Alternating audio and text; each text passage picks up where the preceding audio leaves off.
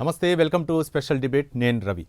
America ప్రభుత్వం కీలక ప్రకటన చేసింది. H1 వీసాలపై అయితే మాత్రం ఒక అంశాన్ని తెరపైకి తీసుకొచ్చింది. డిపార్ట్మెంట్ ఆఫ్ హోమ్ల్యాండ్ సెక్యూరిటీ విభాగం ఒక ప్రకటన అయితే చేసింది. ఇక H1B వీసాదారులకు అయితే మాత్రం గతంలో అంటే ఎవరైతే అప్లికేషన్ పెట్టుకుంటారో ఎవరైతే H1B వీసా కలిగి ఉంటారో వాళ్ళకి కాకుండా కొత్తగా అప్లై చేసుకునే వాళ్ళకే ఇది వర్తిస్తుంది. అంటే ఫీజు వర్తింపు అనేది వర్తిస్తుంది. ₹1,00,000 అంటే దాదాపు ఏదైతే 80 లక్షల రూపాయల నుంచి ₹1,00,00,000 వరకు ఏదైతే ఫీజు ఉందో ఆ ఫీజు వర్తిస్తుందని చెప్పేసి ఒక కీలకమైనటువంటి ప్రకటన చేశారు. అయితే ఇది ఎవరికి అంటే అమెరికా వెళ్ళాలనుకునేటటువంటి విదేశీ వృత్తి నిపుణులు ఎవరైతే అవ్వచ్చు వాళ్ళకా, లేకపోతే దీనివల్ల ఎంత మేరకు దాదాపు 71% భారతీయులే ఉన్నారు. H1B వీసా కలిగినటువంటి వాళ్ళు మరియు అప్లై చేసేవాళ్ళు కూడా భారతదేశం నుండే ఎక్కువగా ఉన్నారు.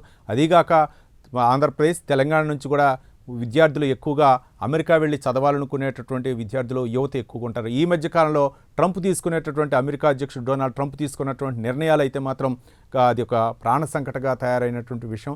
ఈ నేపథ్యంలో అక్కడున్న వాళ్ళు కూడా తిరిగి రావడానికి చాలా సంకోచించేటటువంటి పరిస్థితి.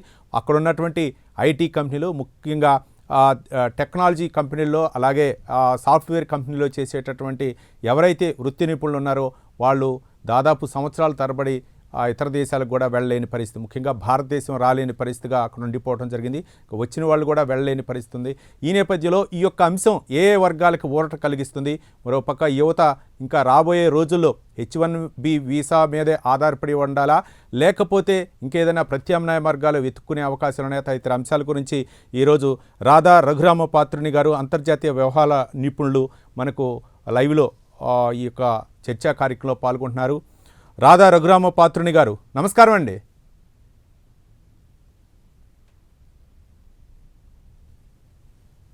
వాయిస్ వినిపిస్తుందండి? రాధా రఘురామపాత్రుని రైట్ మేడం, చెప్పండి. US department of homeland security ఒక కీలకమైనటువంటి ప్రకటన అయితే చేసింది. ఏంటి?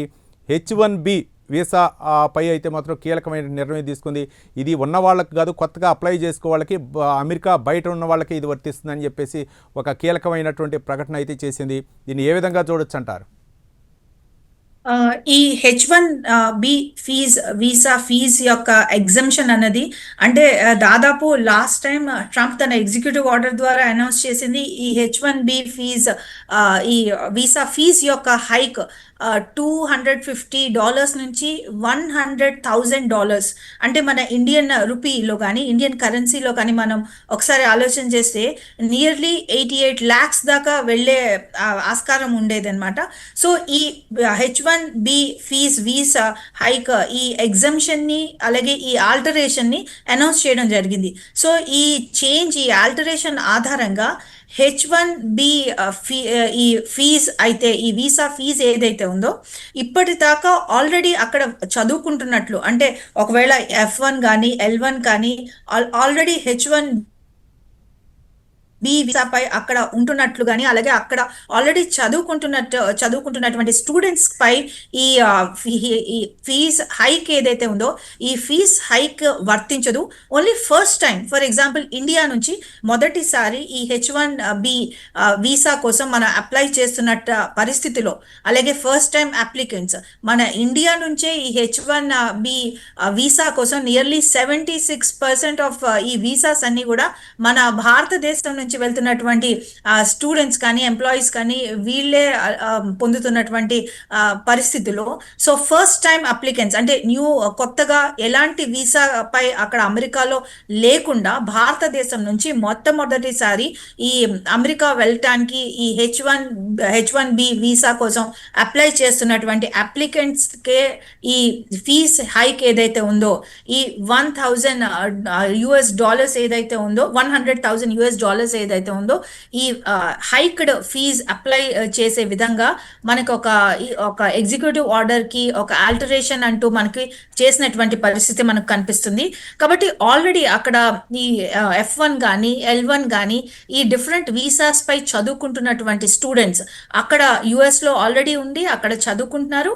అలాగే అక్కడ చదువుకుంటూ ఈ H1B వీసా కోసం అప్లై చేస్తున్నటువంటి పరిస్థితిలో వాళ్ళు ఈ ఇంక్రీస్డ్ ఫీజ్ అయితే ఏదైతే ఉందో ఈ ఫీజు చెల్లించాల్సినటువంటి అవసరం లేదు అన్నట్టుగా మనం అర్థం చేసుకోవచ్చు ఈ చేంజ్ ఆల్టరేషన్ ఆధారంగా. అలాగే ఆల్రెడీ అక్కడ ఎంప్లాయీస్ గా ఉన్నారు. ఈ H1B వీసా కింద అక్కడ ఆల్రెడీ ఒక కంపెనీలో మనం వర్క్ చేస్తున్నాము.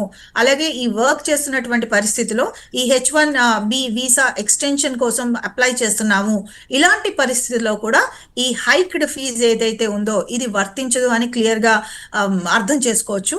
కాబట్టి ఫస్ట్ టైం అప్లికెంట్స్ ఎలాంటి వీసా లేకుండా అమెరికాకు వెళ్లే పరిస్థితిలో ఫస్ట్ టైం అప్లికెంట్స్ భారతదేశం నుంచి కానీ అలాగే వివిధ దేశాల నుంచి ఎవరైతే మొదటిసారి అమెరికా వీసా కోసం అప్లై చేస్తున్నారో ఈ H1B వీసా కింద అప్లై చేస్తున్నారో వాళ్లకు మాత్రమే వర్తించే విధంగా ఈ చేంజ్ ఏదైతే ఉందో దీన్ని మనం ఇప్పుడు అర్థం చేసుకోవచ్చు.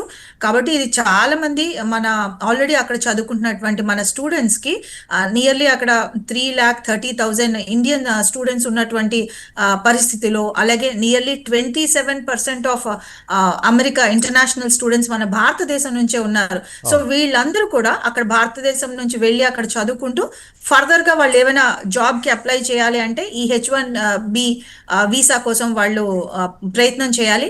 సో ఆల్రెడీ వాళ్ళ దగ్గర ఒక వీసా ఉంది, either F1 కానీ L1 కానీ ఇలాంటి వీసాస్ ఆల్రెడీ ఉన్నాయి వాళ్ళ దగ్గర. కాబట్టి ఆల్రెడీ ఒక వ్యాలిడ్ అమెరికన్ వీసా ఉంది, ఫర్దర్ గా H1B కి మేము వెళ్తాము అన్న పరిస్థితిలో వాళ్లకు ఇది చాలా ఊరట కలిగించే విషయం. సో మనందరూ సంతోషపడే విషయం కూడా అని చెప్పొచ్చు. రైట్. రాధా రఘురామ పాత్రుని గారు, అంటే H1B వీసా కలిగిన వారు అమెరికాలోకి ప్రవేశించడం కానీ లేకపోతే అమెరికా నుండి బయటికి రావడానికి కానీ ఏమైనా అడ్డంకులు ఏర్పడే అవకాశాలు ఉన్నాయనుకోవచ్చా? ఆల్రెడీ మనకు ఉన్నటువంటి ఈ H1B వీసా ఉన్నటువంటి రెగ్యులేషన్స్ కానీ అలాగే వాటి యొక్క రూల్స్ కానీ ఆలోచన చేస్తే ఇలాంటి అడ్డంకులు ఏమీ లేనటువంటి పరిస్థితి మనకు క్లియర్ గా కనిపిస్తుందండి. బికాస్ ఆల్రెడీ అక్కడ H1B వీసాతో మనం ఆల్రెడీ వర్క్ చేస్తున్నాము, మనకి వీసా వ్యాలిడిటీ ఇంకా కొద్ది సంవత్సరాలు ఉన్నది అన్న పరిస్థితిలో మన ఆ వీసా రెగ్యులేషన్స్ కి ఆధారంగా మన భారతదేశం వచ్చి కానీ వేరే ఇతర దేశాలకి కానీ వాళ్ళ కంపెనీ లీవ్స్ పర్మిట్ చేస్తే అలాగే వాళ్ళ కంపెనీ రెగ్యులేషన్స్ పర్మిట్ చేస్తే వాళ్ళు నిరభ్యంతరంగా వెళ్ళి రావచ్చు. అలాగే H1B వీసా ఆధారంగా కూడా ఈ బయట దేశాలకు వాళ్ళ కంపెనీ రెగ్యులేషన్స్ ఆధారంగా వాళ్ళు బయట దేశాలకు కూడా వెళ్ళొచ్చు. అలాగే ఇక్కడ కొద్ది కాలం ఉండి మళ్ళీ వాళ్ళ దేశానికి తిరిగి అంటే US కి తిరిగి వెళ్ళే పరిస్థితి కూడా కనిపిస్తుంది.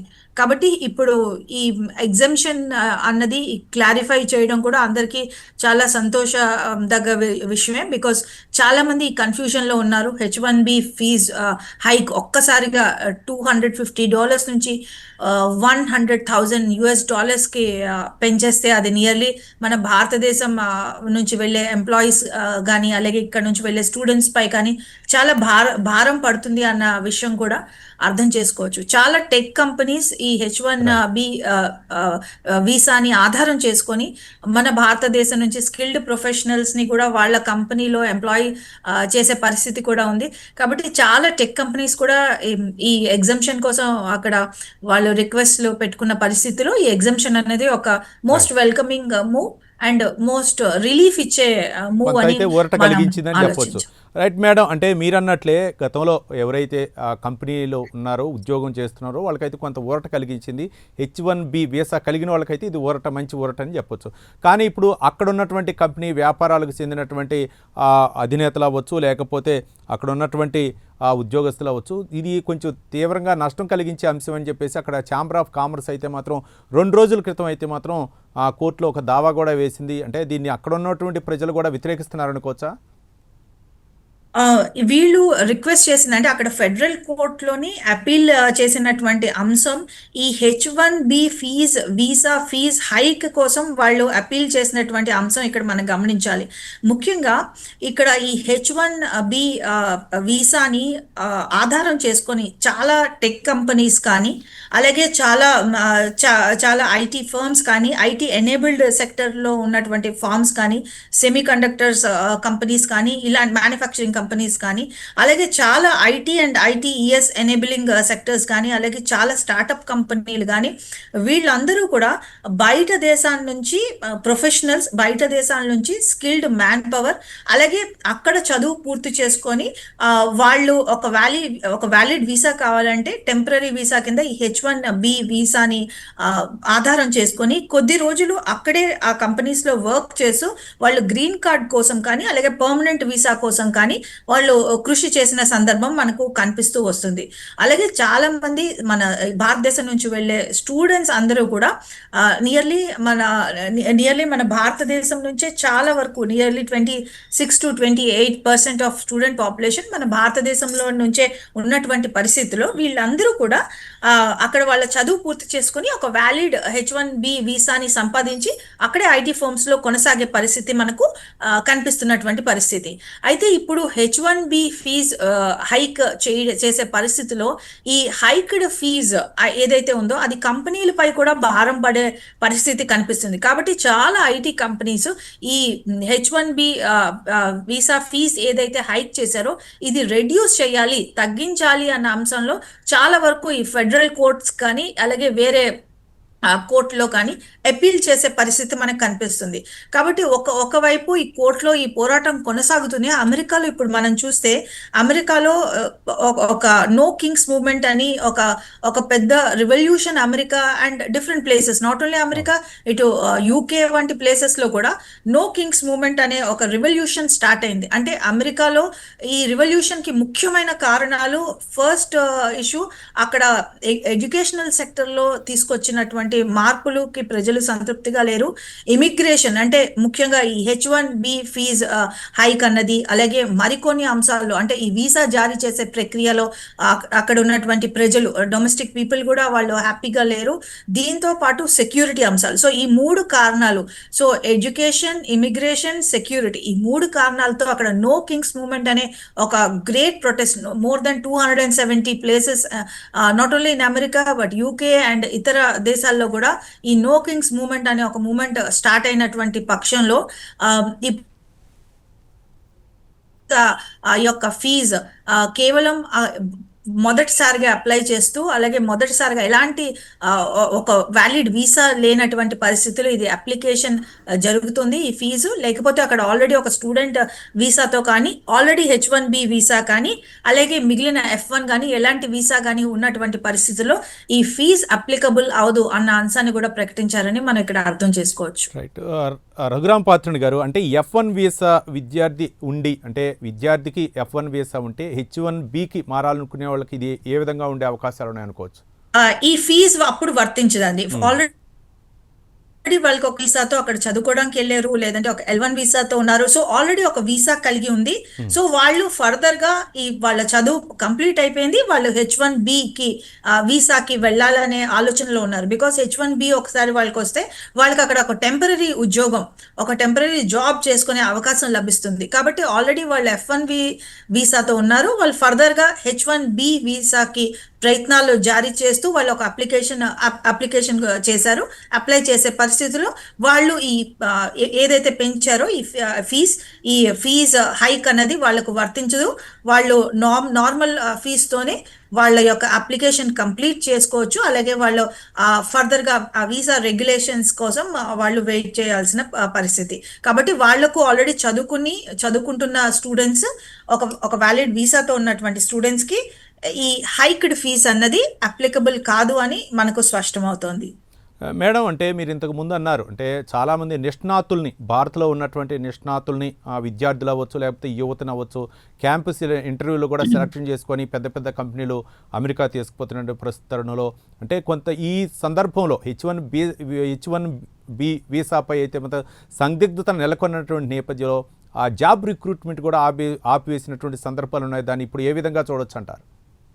చాలా టెక్ కంపెనీస్, ముఖ్యంగా ఈ H1B వీసాతో లాభపడుతున్నటువంటి కంపెనీస్ అమెరికాలో స్టార్టప్ కంపెనీస్, అంటే చిన్న చిన్న స్టార్టప్ కంపెనీస్, అలాగే అమెరికాలో IT companies, IT professional companies, అలాగే ఐటీ ఎనేబుల్డ్ సెక్టర్. ఈ IT enabled sector call centres కానీ, కేపీఓస్ కానీ, వీళ్ళందరూ కూడా చాలా వరకు లాభపడుతున్నటువంటి పరిస్థితి. మన భారతదేశం నుంచి స్కిల్డ్ ప్రొఫెషనల్స్ వాళ్ళ దేశానికి ఒక తక్కువ అమౌంట్తో, తక్కువ ప్రొడక్షన్ కాస్ట్తో మన దేశం నుంచి స్కిల్డ్ ప్రొఫెషనల్స్ని వాళ్ళు హైర్ చేసుకొని వాళ్ళ కంపెనీల అభివృద్ధికి, అలాగే అమెరికన్ ఎకానమీ అభివృద్ధికి వీళ్ళందరూ కూడా వెళ్ళి అక్కడ పనిచేస్తున్నటువంటి పరిస్థితి మనకి ఇప్పటి వరకు కనిపిస్తుంది. అయితే ఇప్పుడు ఫస్ట్ టైం ఒకవేళ భారతదేశంలో ఒక క్యాంపస్ రిక్రూట్మెంట్ ద్వారా ఒక అమెరికన్ స్టార్టప్ కంపెనీ మన భారతదేశం నుంచి, మన హైదరాబాద్ నుంచి కానీ, ఇటు ఆంధ్రప్రదేశ్ నుంచి కానీ కొంతమంది స్టూడెంట్స్ని సెలెక్ట్ చేసుకుంది అనుకుందాం. సో ఈ స్టూడెంట్స్ అందరూ ఫస్ట్ టైం అప్లికెంట్స్ అవుతారు. సో ఈ ఫస్ట్ టైం అప్లికెంట్స్ అంటే వాళ్ళు ఇప్పటి వరకు అమెరికా వెళ్ళలేదు, వాళ్ళ దగ్గర ఏ వ్యాలిడ్ వీసా లేదు, ఇటు F1 కానీ L1 కానీ వాళ్ళకు మరే ఇతర ఒక వీసా లేదు. సో ఫస్ట్ టైం వీళ్ళు ఆల్రెడీ ఇక్కడ చదువు పూర్తయిపోయింది, అక్కడ అమెరికన్ స్టార్టప్ కంపెనీ హైర్ చేసుకునే పరిస్థితిలో వాళ్ళు ఈ H1B వీసా అయితే అప్లై చేస్తున్నప్పుడు ఈ హైక్డ్ ఫీజ్ ఏదైతే ఉందో $100,000, ఈ హైక్డ్ ఫీజ్ ఏదైతే ఉందో, సో ఈ ఫీజ్ వాళ్ళు కంప్లీట్ చేసి, అంటే ఈ ఫీజ్ వాళ్ళు భరించి ఆ H1B వీసా తీసుకోవాల్సినటువంటి పరిస్థితి. కాబట్టి ఇది ఇటు కంపెనీకి కానీ, అలాగే అక్కడ వెళ్ళి ఉద్యోగం చేసుకుందాం అనుకుంటున్నటువంటి ఈ ప్రొఫెషనల్ స్టూడెంట్స్కి కానీ సో ఒక అడ్డంకిగా, ఒక భారంగా ఉన్నటువంటి, ఇప్పటికీ కూడా భారంగా ఉన్నటువంటి పరిస్థితి మనం క్లియర్గా చూడొచ్చు. కాబట్టి అక్కడ ఆల్రెడీ ఒక వీసాతో ఉన్నటువంటి స్టూడెంట్స్కి కానీ, అక్కడ ఆల్రెడీ ఉన్నటువంటి ప్రొఫెషనల్స్ కానీ ఈ హైక్డ్ ఫీజ్ వర్తించదు. బట్ ఫస్ట్ టైం మన భారతదేశం నుంచి అక్కడ ఉద్యోగం చేద్దాము అని వెళ్తున్నటువంటి మన స్టూడెంట్స్ కానీ, అలాగే మన ప్రొఫెషనల్స్ కానీ ఫస్ట్ టైం వీసా తీసుకున్నప్పుడు ఈ హైక్డ్ ఫీజ్ అన్నది వర్తించే పరిస్థితి మనకు కనిపిస్తుందండి. మేడం, అంటే భవిష్యత్తులో ఈ H1B వీసా కలిగిన వాళ్ళు అప్లై చేసుకోవటానికి అంటే ఎక్కువగా కంపెనీలు ఆఫర్లు ఇచ్చే అవకాశాలు ఉన్నాయనుకోవచ్చా? అంటే H1B వీసా కలిగి ఉన్నటువంటి దరఖాస్తుదారులు ఎవరైతే ఉన్నారో వాళ్ళు అక్కడ అమెరికాలో స్థిరపడ్డ వాళ్ళకే ఈ యొక్క ఆపర్చునిటీస్ ఎక్కువగా ఉండే అవకాశాలు ఉన్నాయనుకోవచ్చా? ఇప్పటి వరకు అంటే అమెరికా ఏదైతే నోటిఫికేషన్ జారీ చేసిందో, జారీ చేసే దానికంటే ముందు ఎవరైతే H1B వీసా కలిగిన వాళ్ళు ఇప్పుడున్నటువంటి పరిస్థితుల్లో ఈ హైక్డ్ ఫీజ్ ఆధారంగా ఆల్రెడీ అక్కడ H1B వీసా కలిగి ఉన్నటువంటి ప్రొఫెషనల్స్ కానీ, అలాగే అక్కడే వేరే F1 వీసాతో ఉన్నటువంటి ప్రొఫెషనల్స్కి, స్టూడెంట్స్కి కానీ ప్రిఫరెన్స్ ఇచ్చే ఆస్కారం ఉంది. అయితే ఇక్కడ మరొక అంశం కూడా ముందుకు వస్తుంది. సో ఇక్కడ ఫిజికల్గా అమెరికా వెళ్ళి అక్కడ ఉద్యోగం చేయాలంటే మనకి ఒక H1B వీసా కావాల్సినటువంటి పరిస్థితి. కాబట్టి ఇది ఒక ఇండైరెక్ట్గా అవుట్సోర్సింగ్ కైండ్ ఆఫ్ జాబ్స్ కానీ, అలాగే రిమోట్ వర్కింగ్ కానీ, అలాగే వర్క్ ఫ్రమ్ హోమ్ కానీ, సో ఈ కైండ్ ఆఫ్ జాబ్స్కి మరింత ప్రోత్సాహకం ఇచ్చే పరిస్థితి కూడా అక్కడ ఉందని చాలా మంది అనాలిసిస్లో చెప్తున్నటువంటి అంశాలు. బికాస్ ఫిజికల్గా మీరు అమెరికా వెళ్ళి ఉద్యోగం చేయాలంటే ఈ అధికమైన ఈ ఫీజ్ యొక్క భారాన్ని, ఈ నియర్లీ 88 lakhs భారతదేశ రూపీ కరెన్సీలో 88 lakh రూపీ యొక్క భారాన్ని H1B వీసా తీసుకొని అక్కడ భరించే స్థితిలో అటు కంపెనీస్ కానీ, లేదంటే ఐటీ సెక్టర్ ఫర్మ్స్ కానీ, అలాగే MNC కంపెనీస్ కానీ లేనటువంటి పరిస్థితిలో సో మరింత రిమోట్ వర్కింగ్ కానీ, అవుట్సోర్సింగ్ కైండ్ ఆఫ్ జాబ్స్ కానీ, work from home kind of jobs కానీ ఇది మరింత ప్రోత్సహించే దిశగా ఇప్పుడున్నటువంటి ఈ H1B వీసా ప్రాసెస్ కానీ, ఆ ఫీజ్ కానీ మనకు కనిపిస్తున్నటువంటి అంశం. రైట్ మేడం, ఇంతకుముందు మనం మాట్లాడుకున్నాం ఎవరైతే క్యాంపస్లో అవ్వచ్చు, నిష్ణాతులు అయితే ఎవరైతే ఉన్నారో H1B వీసా లేని వాళ్ళు ఎవరైతే ఉన్నారో, ఒకవేళ కనుక టెక్ దిగ్గజాలు HCL కానీ, TCS, ఇన్ఫోసిస్, విప్రో ఇట్లాంటి పెద్ద పెద్ద కంపెనీలకు వాళ్ళకి కనుక కావాలంటే ఇక H1B వీసాకి దరఖాస్తుకు అయ్యేటటువంటి వ్యయం మొత్తాన్ని కూడా ఈ దరఖాస్తుదారుడు తన ఉద్యోగంలో వచ్చేటటువంటి వార్షిక జీతం నుంచి మినహాయించే అవకాశాలు ఉన్నట్లు ముందుగానే అగ్రిమెంట్ చేసుకునే అవకాశాలు ఉన్నాయా భవిష్యత్తులో? కంపెనీస్ ఒక విధంగా ఆలోచన చేస్తాయండి. ఇప్పుడు భారతదేశం నుంచి కానీ వాళ్ళకి కావాల్సినటువంటి ప్రొఫెషనల్స్ ని స్టూడెంట్స్ ని రిక్రూట్ చేసుకునే పరిస్థితుల్లో వాళ్ళు క్లియర్ గా వాళ్ళ రెగ్యులేషన్స్ లో ఇదే అంశంపై చాలా కంపెనీస్ ఈ హైక్డ్ ఫీజ్ ఏదైతే ఉంది ఇది తగ్గించాలని చాలా ఫెడరల్ కోర్ట్స్ లో ఇప్పటికే అప్పీల్ చేసేటువంటి పరిస్థితి మనకు కనిపిస్తుంది. అలాగే చాలా ఐటీ ఫర్మ్స్ అక్కడ ఉన్నటువంటి ఛాంబర్ ఆఫ్ కామర్స్ లో ఇదే విషయాన్ని ప్రస్తావించారు. అలాగే ఇప్పుడు చూస్తున్నటువంటి అమెరికాలో ఉన్నటువంటి ఈ నో కింగ్స్ మూవ్మెంట్ లో కూడా ఈ వీసా ప్రాసెస్ అన్నది అలాగే ఇమిగ్రేషన్ ప్రాసెస్ అన్నది ఒక ముఖ్యమైన అంశం. అక్కడ ఉన్నటువంటి అశాంతికి కానీ అలాగే నియర్లీ 70 lakh పీపుల్ రోడ్డు మీదకి వచ్చి అక్కడ అమెరికాలో ప్రొటెస్ట్ చేస్తున్నటువంటి అంశాలు కానీ ఇవన్నీ కూడా ఇమిగ్రేషన్ అన్నది వాళ్ళకి అక్కడ ఉన్నటువంటి ఒక మెయిన్ కన్సర్న్ గా అక్కడ ఉన్నటువంటి ప్రజలు చెప్తున్నారు, ఐటీ దిగ్గజాలు ఐటీ కంపెనీలు చెప్తున్నాయి. అలాగే చాలా వరకు కంపెనీస్ కూడా ఇదే విషయంలో వాళ్ళ యొక్క అసంతృప్తిని క్లియర్ గా ఛాంబర్స్ ఆఫ్ కామర్స్ కానీ డిఫరెంట్ గవర్నమెంట్ అఫీషియల్స్ కానీ వాళ్ళ రిక్వెస్ట్లను పెట్టే పరిస్థితి కూడా మనకు కనిపిస్తుంది. కాబట్టి అమెరికా వెళ్తున్నటువంటి ప్రతి స్టూడెంట్ కానీ ప్రతి ప్రొఫెషనల్ కానీ ముఖ్యంగా వాళ్ళు ఏ విధంగా రెగ్యులేషన్స్ పొందుపరిచారు. ఇప్పుడు మనకి అమెరికాలో ఒక ఐటీ ఫర్మ్ లో ఉద్యోగం వచ్చింది, లేదంటే ఒక స్టార్ట్అప్ ఫర్మ్ లో ఉద్యోగం వచ్చింది. సో ఈ రెగ్యులేషన్స్ అన్ని క్లియర్ గా అర్థం చేసుకుని అలాగే క్లియర్ గా ఒక డిస్కషన్ మాట్లాడుకొని ఆ రిక్రూటర్ తో ఒక విషయాన్ని క్లియర్ గా మాట్లాడుకొని ఫస్ట్ టైం ఈ H1B వీసాతో ఎవరైతే వెళ్తున్నారో వాళ్ళ ఈ టర్మ్స్ అండ్ కండిషన్స్ ని మరొకసారి క్లియర్ గా అర్థం చేసుకుని డిస్కషన్ చేసి అప్పుడు సైన్ చేసి అక్కడికి వెళ్లాల్సిన పరిస్థితి కూడా మనకి ఇప్పుడు కనిపిస్తుంది. ప్రస్తుతం ఉన్న ఈ రెగ్యులేషన్స్ H1B రెగ్యులేషన్స్ కనుక మనం చూస్తే.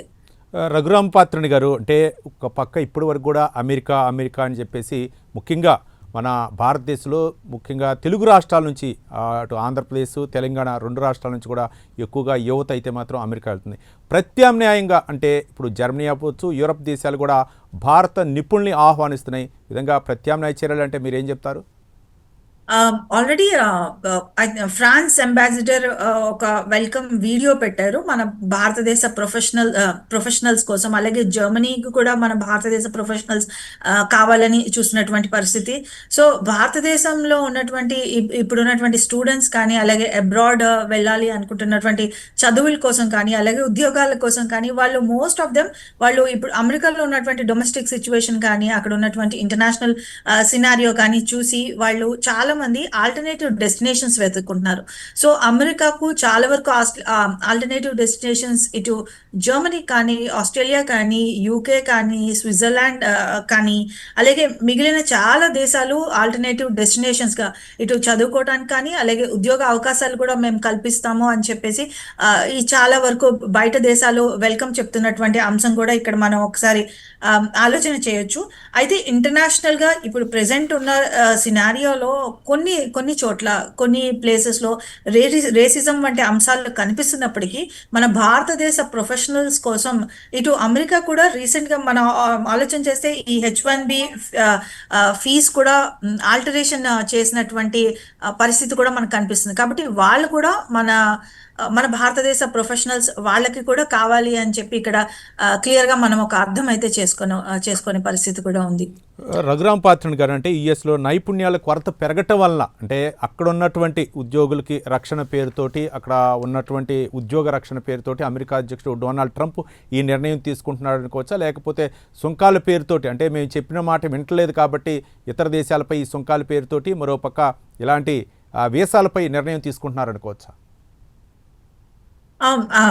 డొనాల్డ్ ట్రంప్ ఒక పాలసీ అంటే అతని పాలసీ ఒక ట్రంప్ నామిక్స్ అని మనం ఒక కొత్త థియరీ ప్రవేశపెట్టాల్సి వస్తుంది. బికాస్ అతని ఆలోచన విధానం ద్వారా ఇటు భారతీయులు లేదంటే వేరే దేశ ప్రజలు వీళ్ళందరూ ఇమిగ్రేషన్ ద్వారా అక్కడ వాళ్ళ యొక్క ఉద్యోగాలు తగ్గుతున్నాయి అన్న పరిస్థితి ఒకవైపు ఒక విధానం ద్వారా కనిపిస్తుంది. మరొక విధానం ద్వారా క్యాపిటలిజం అంటే క్యాపిటలిస్టిక్ పాలసీస్ కి సపోర్ట్ చేస్తూ అతను పాలసీస్ అన్ని కూడా క్యాపిటలిజం వైపు క్యాపిటలిస్టిక్ సపోర్టివ్ పాలసీస్ కూడా మరొక కోణంలో మనకి క్లియర్ గా కనిపిస్తున్నటువంటి అంశం. సో అలాగే భారతదేశం వంటి దేశాలు ఆయన చెప్పే మాటని వినాలి అని చెప్పి మరొక పాలసీ కూడా అతని పాలసీస్ లో క్లియర్ గా మనకి కనిపిస్తున్నటువంటి అంశం. కాబట్టి ఆయన పాలసీస్ షార్ట్ రన్ లో కానీ ఇటు లాంగ్ లాంగ్ రన్ లో కానీ ఇంటర్నల్ పీస్ అంటే అక్కడ అమెరికాలో ఉండే పీస్ఫుల్ అట్మాస్ఫియర్ ని డిస్టర్బ్ చేశాయి. అలాగే అక్కడ ఉన్నటువంటి డొమెస్టిక్ సిచ్యువేషన్ ని డిస్టర్బ్ చేశాయి. ఇంటర్నేషనల్ గా కూడా ఇంటర్నేషనల్ ఎకనామిక్స్ పైన కానీ అలాగే ఇంటర్నేషనల్ రిలేషన్స్ పైన కానీ అమెరికాని చాలా మంది వాళ్ళ దేశంలో ఉన్నటువంటి ఎకానమిస్ట్ ఈ పాలసీ విధానం కరెక్ట్ కాదు. అమెరికా ఫస్ట్ అంటే వాళ్ళ దేశానికి లాంగ్ రన్ లో సపోర్ట్ చేసే విధంగా ఉన్నాయి, కానీ వాళ్ళ దేశానికే నాన్ సపోర్టివ్ గా ఉన్నటువంటి పాలసీ డెసిషన్స్ అని ట్రంప్ తీసుకుంటున్నారు. సో దీనివల్ల ఇన్ఫ్లేషన్ అలాగే ఇంటర్నల్ సెక్యూరిటీ అలాగే వాళ్ళ దేశంలో ఉన్నటువంటి internal domestic relations with other countries ఇవన్నీ కూడా చాలా డిస్టర్బ్ అయినటువంటి పరిస్థితి మనకు కనిపిస్తుంది. కాబట్టి ట్రంప్ పాలసీ విధానం అన్డౌటెడ్లీ క్యాపిటలిజం వైపుగా క్యాపిటలిస్ట్ కి సపోర్టివ్ విధానంగానే ఉన్నది అని చెప్పేసి ఈ టారిఫ్స్ కానీ సుంకాలు కానీ అతను వేయడం ద్వారా వాళ్ళ ఎకానమీ గ్రో అవుతుంది, లేదంటే H1B వీసాలు వంటి వీసాలు ఇమిగ్రేషన్ పాలసీ టైటన్ చేయడం ద్వారా వాళ్ళ యొక్క ఎకానమీ గ్రో అవుతుంది అనుకోవడం కరెక్ట్ విధానం కాదు. కాబట్టి ఆయన ట్రంప్ పాలసీ ఇనిషియేటివ్స్ క్యాపిటలిజానికి సపోర్టివ్ గా అక్కడే నార్మల్ అమెరికన్ సిటిజన్ కి ఎగెనెస్ట్ గా ఉన్నాయని మనం పరిగణించవచ్చు. రైట్. చివరిగా చెప్పండి రాధా రఘురామ్ పాత్రుని గారు, అంటే అమెరికా వెళ్ళాలనేటటువంటి యువతకు మీరు ఇచ్చేటటువంటి సలహా ఏంటంటే, వేరే దేశాలని అంటే అమెరికా వెళ్ళాలంటే చాలా ఖర్చుతో కూడుకున్నటువంటి విషయం కాబట్టి మిగిలినటువంటి దేశాలకి అంటే ఏది మనకి ఆహ్వానించే అవకాశాలు ఉన్నాయి, మన విద్యార్థులకు ఏది అనువైనటువంటి ప్రదేశాలు అనుకోవచ్చు? Already most of the European union nations కానీ ఆస్ట్రేలియా కూడా మన భారతదేశ విద్యార్థులకు వెల్కమ్ చెప్తుంది. జర్మనీ మన భారతదేశ ప్రొఫెషనల్స్ కు వాళ్ళు మంచి సపోర్టివ్ సిస్టమ్ అంటే వాళ్ళు మంచి పర్క్స్ తో మేము జాబ్స్ ఇస్తాము, అలాగే మీరు రిటైర్మెంట్ అయ్యేదాకా మేము సపోర్ట్ అందిస్తాము అని జర్మనీ ఒక పక్క స్వాగతం పలుకుతుంది. అలాగే ఇటు ఫ్రాన్స్ అంబాసిడర్ కూడా మన భారతదేశ విద్యార్థులకు స్వాగతం పలుకుతున్నారు. దీంతో పాటు స్విట్జర్లాండ్ వంటి దేశాలు కూడా మన భారతదేశ విద్యార్థులకు ప్రొఫెషనల్స్ కు స్వాగతం పలుకుతున్నాయి. కాబట్టి ఆల్రెడీ అమెరికాలో ఉండే విద్యార్థులు ఈ ఎగ్జంప్షన్ ద్వారా H1B ఫీజ్ హైక్ అక్కడ ఉండే విద్యార్థులకు, అక్కడ ఆల్రెడీ ఒక వీసాతో ఉండే విద్యార్థులకు ఈ ఎగ్జంప్షన్ కల్పిస్తున్నారు. కాబట్టి వాళ్ళు ఈ అడ్వాంటేజ్ తీసుకోవచ్చు. కాబట్టి ఫస్ట్ టైం అమెరికా వెళ్తున్నటువంటి విద్యార్థులు అందరూ కూడా అక్కడ మీ ఎంప్లాయర్ తో క్లియర్ గా టర్మ్స్ అండ్ కండిషన్స్ ఒక్కసారి చెక్ చేసుకొని ఈ H1B ఫీజ్ ఎవరు భరిస్తారు, అలాగే అక్కడ వాళ్ళు ఎంత ఆఫర్ చేస్తున్నారు, ఇది కూడా ఒక విధంగా అసెస్ చేసుకునే పరిస్థితి కూడా క్లియర్ గా అసెస్ చేసుకుని వెళ్ళే పరిస్థితిలో అక్కడ మీకు సపోర్టివ్ గా ఉంటుంది. లేని పక్షంలో మీరు వేరే ఆల్టర్నేటివ్ డెస్టినేషన్స్ కోసం ఆలోచన చేయొచ్చు. ఇటు వేరే యూరోపియన్ యూనియన్ నేషన్స్ వైపు కానీ, ఆస్ట్రేలియా కానీ, లేదా స్విట్జర్లాండ్ వంటి దేశాల వైపు మీరు ఒకసారి చూడొచ్చు. లేదంటే మన భారతదేశంలోనే ఉన్న సపోర్టివ్ సిస్టమ్ తో మీకు మరొక మంచి చాయిస్, మీరు ఒక స్టార్ట్అప్ ని భారతదేశంలోనే మీరు స్టార్ట్ చేసే పరిస్థితి కూడా మనకు అవకాశం ఉంది. కాబట్టి ఈ అవకాశాలన్నీ ఒకసారి ఆలోచన చేసి క్లియర్ గా డెసిషన్ తీసుకుంటే బాగుంటుంది. రైట్. థ్యాంక్ యూ అండి రఘురామ పాత్రుని గారు, రాధా రఘురామ పాత్రుని గారు, అంతర్జాతీయ వ్యవహార నిపుణులు. అంటే H1B వీసా ఎవరైతే అమెరికాలో ఉన్న వాళ్ళు ఎవరైతే ఉన్నారో ఇప్పుడు వరకు అయితే మాత్రం ఎలాంటి ఫీజు కట్ అవసరం లేదు. కొత్తగా ఎవరైతే అమెరికా బయట ఉన్నటువంటి వ్యక్తులు, యువత అవ్వచ్చు, లేకపోతే కొత్తగా అమెరికా వెళ్ళాలనుకునే వాళ్ళు మాత్రం H1B వీసాకి అయితే మాత్రం ఫీజు కంపల్సరీగా చెల్లించాలని చెప్పేసి ఒక మార్గదర్శకాలు అయితే జారీ చేసింది. ఏది ఏమైనా సరే అంటే యువత లేకపోతే టెక్ కంపెనీలో ఉద్యోగాలు చేయాలనుకున్న వాళ్ళు ప్రత్యామ్నాయ మార్గాలు చూసుకోవాలని చెప్పేసి అంతర్జాతీయ వ్యవహారాల నిపుణులు అయితే మాత్రం తమ అభిప్రాయాన్ని వ్యక్తం చేస్తున్నారు. ఇది వాటి స్పెషల్ డిబేట్లోనే అంశం. మరో అంశంతో మళ్ళీ కలుద్దాం. చూస్తూనే ఉండండి ప్రైమ్ 9 న్యూస్. నిజం ఇదే మా ఏజం.